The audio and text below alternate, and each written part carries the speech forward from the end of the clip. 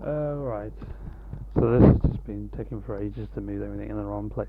Okay, so the title of this video is the Resident Evil Games Collection, or just Resident Evil Collection. I'm sorry it's taken forever to do. I've done so many videos live in it on my phone and it's just not working. So I'm really angry at myself and I'm running out of time of doing anything.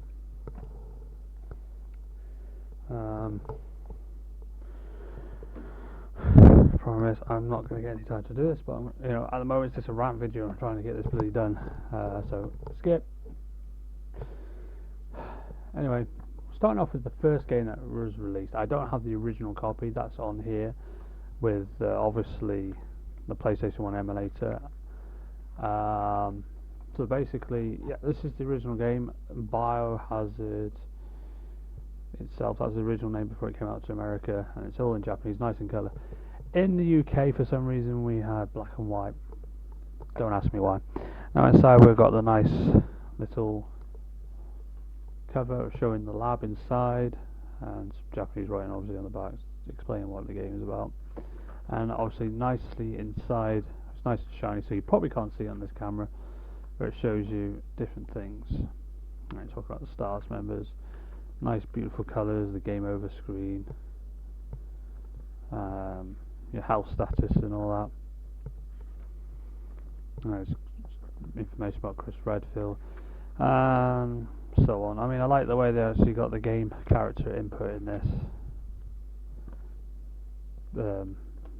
There, yeah. Other than that, it's a good game, and I like the idea that they've done it like this, nice and red with a shiny Biohazard symbol. Biohazard symbol, Biohazard title. The original Resident Evil was just a white eye on the disc. That's all I can remember from it. It's all good, it's all the same stuff. But you can pick this up, and I like in Japan it's just called survival horror, which you can't see because this doesn't focus. But you would know if you bought the game yourself. It's a really good game to play for the original players, to play the original games as that were really cool. Leading on to the second one before Resident Evil 2 was released. Obviously we know what's coming up next. I'm sorry I scribble over them, but this is Resident Evil Director's Cut. Basically, Director's Cut, this is a PAL region which is a lot better than the American version. I'm not sure about the Japanese version. In this version it gives you the demo of Resident Evil 2, which is that, which is completely different to the main game. And as you can tell, it's in black and white. As I said, the original game was in black and white as well. Director's Cut gives you some more extra stuff that was in the original plan that they couldn't fit into the original game. And you got some different camera angles in it if you play the arrange mode. Arrange mode is where they moved all the items to a different place, make it a little bit more harder to play through. And you have training, which is supposed to make the game a little bit more easier, get double ammo and all that stuff, which is pretty good. So if you've got the original PlayStation, or if you've got a PlayStation emulator, I suggest you download Director's Cut and the original Biohazard. It's all really good. Moving on to Resident Evil 2, and there is different ones, and we're coming up to the Resident Evil 2 remake, which is kind of cool. Anyway, this is Resident Evil 2 on the PS1, the one that was first released, which was really good. It's a 2-disc as well. Got Leon's disc and then Claire's disc. And the manual obviously is in black and white. For some reason we're given black and white ones, like we're colourblind in the UK apparently, or Europe, or the PAL region. No idea why. I like this one, but 1.5 when they eventually try and finish it is going to be a lot better. But you can download a bit of 1.5. I think they're up to 80% or something. There's a guy modding it right now, Marvin Biohazard, I believe his name is. Yeah, still working on it. There's a lot of glitches with it, but it's up to the train part, so it's nearly enough 100% complete, but not fully. I would rush through this, but not very good at it.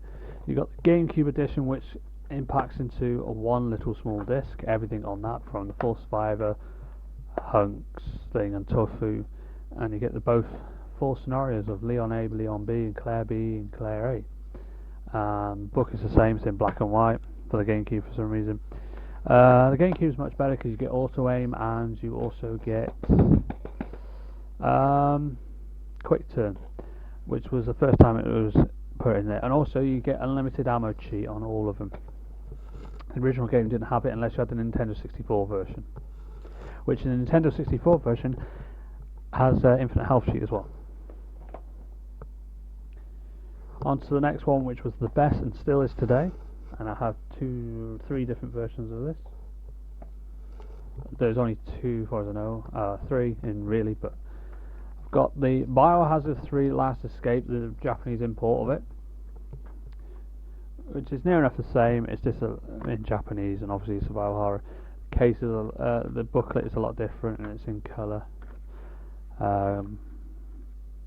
But it's quite nice. They're very cheap to get hold of if you get them online, if you've got chip PS1 or if you've got an ISO or a way of going around your old thing. But there's the disc. It's a little bit more better, but I like this version of it. It's a bit glitchy on the PlayStation, which I do have the PlayStation 1 version, but I got the Biohazard one because it was a lot cheaper than buying a recopy of this. My version doesn't work because the disc is kind of badly scratched. And onto the better version, the GameCube, which has better graphics and it's all contained on just one small disc. And again, with the power regions, it was all black and white. But Nemesis was a really good game. It still is the best game. So if you think of playing Resident Evil and you think Resident Evil 4 is the best, go and play this and you realise it is better than that. These are the original games that will scare the crap out of you. Alright, going backwards a bit, because we forgot about this. Resident Evil Remake. Now, mine's American import, which has got a better cover and a better back. Now, this was on 2 discs. It's now eventually onto 1. The American imports were in colour as well. The PAL region wasn't. It was in black and white. Don't know why. But as you can see in the corner, it's only for GameCube. Well, that was not true. It was eventually re-released for the Nintendo Wii. The Resident Evil Archive Edition, which was on 1 disc. Then after that they released it on something else, which I'll show later. Now I've got the Japanese import, which for some reason the Japanese GameCube versions are very small, but still the same 2 discs. There's supposed to be a little extra on the Japanese import. I'm not sure what it was, but I don't recall seeing any difference in it. The booklet again is in colour, unfortunately the same as the American version, but unfortunately the power regions were not. Unfortunately I don't have the cover to it anymore, but you can see you got the mansion, which is a lot better than the PAL region, which is just Resident Evil. Onto the prequel. Before that, the HD remaster, which was recently released on every console. This one's a lot better because it has 0 and Remake in 1, and it's all onto 1 disc. So they got 0 and 1 on 1 disc, which is quite cool, and it's in the full HD. So if you want to play Resident Evil Remake and you don't want to get the GameCube version, get the PS4 version, the Steam version on PC, or get the Xbox One version. This will teach you how to play the game and survive, and it's really good. You've got so many different things to play on it. I really recommend it for classic gamers that like playing the original Resident Evil games, or if they don't have a GameCube and want to see what the remake's like, give that a go. And talking of 0, here it is on GameCube. I'm still trying to get hold of the Japanese import, but I didn't end up getting it. But again, 2 discs. And for some reason, the GameCube version, the PAL version, has this weird texture to the booklet. It's like a really weird texture, and yes, this is the first time they've done a PAL region in colour. Okay, quickly moving on to getting through it. Code Veronica Correct, one of the best ones. It was the last one on the PS2 with Resident Evil crap, but this was quite good. This is the final one with fixed camera angles alongside the Outbreak series. Again, they were back in the days of black and white pictures. Code Veronica Correct was on GameCube with 2 discs, PlayStation 2 with 1. I don't think they've done a disc version on the PS4. But it would be nice if they released this on PC, so a lot of PC gamers can get a chance at it. But if you don't, and you own yourself a PS4, go and grab it. It's a really good game. It was supposed to be the original idea for Resident Evil 4, then they decided to make this a crappy action game. But anyway, good game to play. The final one that finished the fixed camera angles in Resident Evil history, and then they ruined it. And then moving on to the only two editions I've got, which there are a load of, and the reason why I've only got two because the PC version is downloaded. So I've got the best version, which is the American version of Resident Evil 4, which is a lot easier to play, and it has the hand cannon in it, which is a lot better than the PS2 version. And now I've got this version on the PS4, the worst version ever made, because the aim and control system is not great on it. For some reason, they've rushed it too much. They tried to put too much action into it, made it too difficult for people. Have looked at a load of reviews online. Yes, they have screwed up the whole aiming system on it. The controls are just terrible, not the same as the original GameCube. I prefer to play the original GameCube and the PC version. If you want to play Resident Evil 4, play the PC version and the GameCube version. They're the best ones. Okay, moving on to the last Resident Evil 1 port, which is Resident Evil Deadly Silence, which was made the game a lot better and run on a small little platform like the DS. And mine is an American import, as you can tell. It's mature 17 plus, which we don't have that rating here. Ours will be 15. Transitioning the original game into the DS and having different extras, implementing the touchscreen on the DS to do some extra stuff, and the microphone. Okay, onto the newer type of games. Oh no, I forgot. Resident Evil Survivor, the killer of the first persons. It's a good game. It's the only first-person Resident Evil game I would play apart from Resident Evil 7. I'll get onto that later. Resident Evil Survivor was okay, but it wasn't great. It was just after Resident Evil 2, and they're trying to do something in between before doing Nemesis. It failed because it wasn't that great. It was just, you had so many stories to do, so many different endings, and it just didn't work. But it was a good game. It was better than Survivor 2, it was better than Survivor 3, which was crappy dead aim, and Gaiden, which was the worst Resident Evil game ever made. On to the newer ones. The best one, Resident Evil and the rebirth of Resident Evil. Resident Evil Revelations, which was the best one, and they finally reported it to the PS4, which I thought was great, because I played this on the PS3 and I thought it was really good, but it was just too easy at the start, so they made it a little bit more harder. But it is a good game. It does implement raid mode and the new other stuff. It brings back the classic survival horror into the third person, which Resident Evil 4 should have been. Let's just say that Resident Evil 4 should have been this, because this one's a lot better. It's all the horror and everything in one. Which Remake 2 looks the same as this, but with the Resident Evil 7 engine, which looks great. And now on to the sequel, Resident Evil Revelations 2, another one that is really good. It implements a new co-op, and it implements a few new characters, Moira Burton and Natalia. You get to face off with different other monsters. It's got the horror aspect in the new third-person perspective. It also has online connection with the raid mode and all that, and you can play Hunk and Albert Wesker in the raid mode. And it just gives you a great story to play through. It's really good. And then finally, before we go on to the DVD, the only one I have, the Resident Evil 7, another rebirth to the horror. Bringing back first person was a bad idea, but this wasn't that great. But at the same time, I'll give it probably a 7 out of 10. It wasn't great, but it was good. It wasn't bad. There are worse games out there with Resident Evil 4. But other than that, it implements the same horror stuff, and it introduces the VR very well to give you a chance to see what VR is like, first person's perspective into Resident Evil, which I thought was good, but it was a complete different story. But a lot of people are giving it 5 out of 5, 10 out of 10, but me, it's not crap as Gaiden or Dead Aim or Resident Evil Survivor 2.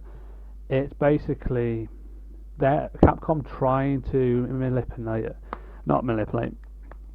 try and figure out what they were to go back to the old roots but in the new style, and also ripping off Silent Hill. Sorry Capcom, I had to say this. I've gone through all the plots. Basically, the entire game is basically Konami's screw up of their new Silent Hills 2 game. If it wasn't for them counselling Silent Hills, this would not exist, and Capcom would never continue. I believe that because Konami had something great going, and then they just decided to scrap it. As soon as that happened, this came out. Now, basically, it feels exactly the same. You're trapped in this place, and you're a first person. It just happens to be a coincidence that Konami decides to cancel it. Resident Evil 7 starts coming out, and it looks a bit like Silent Hills. And the plot twist was from Silent Hill 2. The girlfriend went missing in Silent Hill. James has to go and hunt for his girlfriend in Silent Hill. Bear with me. Resident Evil 7. Ethan Winters. His girlfriend goes missing in Dudley, Louisiana. He has to go and find her. It's a similar story, and it's just different people's names. It just feels the same. So basically, if it wasn't for that, yeah, you know what I mean. As far as Konami goes with the Silent Hills, they had something great when they first started, then it went a bit downhill. They just didn't care, and they gave up on it. And then they tried to bring it back, and then they just went, you know what, no, we're not going to do it. And then Konami cashed in on it. Capcom cashed in on it. But if it wasn't for that, we wouldn't have Capcom today. But I'm sort of glad in a way. And finally, the final chapter. What a coincidence. Resident Evil final chapter. The crappy action movies that failed miserably. Apart from Apocalypse. Apocalypse was okay, but I just didn't get it. If you look at the history and look at the information on Nemesis was only after STARS members, but it was only after certain STARS members that survived the Mansion incident, i.e. he was looking to eliminate Jill, Barry, Rebecca and Chris Redfield and Brad. Brad was the first victim who actually did get killed. Jill was a bit difficult to kill and didn't kill. But even if he did succeed in his mission, he would still have to try and find Barry and Chris and Rebecca. Now, as far as I know, if we're looking at do all the history, Rebecca left Raccoon City before the incidents of Resident Evil 3 and Resident Evil 2. So did Chris Redfield. So he won't be able to complete his mission. Barry, on the other hand, was a bit difficult. He was still in Raccoon City at this time. Now, in my fan fiction, yes, he's still there and he gets to battle the Nemesis or gets to see a vision of Nemesis and survives it and escapes to rescue Jill. But the Capcom go into that detail, but he was in Raccoon City during the events of Resident Evil 2 and 3 before he left to pick up Jill at the end, if you get the ending B on Resident Evil Nemesis. But anyway, the films didn't make sense and they were rubbish, but this one was quite good because it was like it put the whole entire film franchise into one film at the end and just gave all the information out and just ended it all there, which I thought was pretty good. Other than that, the rest are crap, so you don't have to watch any of them, just this one and probably the first two. But if you want to watch films based on the game, I'll give you a good one, Silent Hill. Go and watch the Silent Hill movies, they're quite good. But they're doing a Resident Evil reboot of the movies, which is good, so I'll be looking forward to watch them. Anyway, I hope you enjoyed my little collection video that took me forever to do because I had to flip in, record it, edit it because the live streams weren't working. So kiss my ass, Motorola, and your shitty phones. And we'll catch all you the Game Bros in the next video. Bye.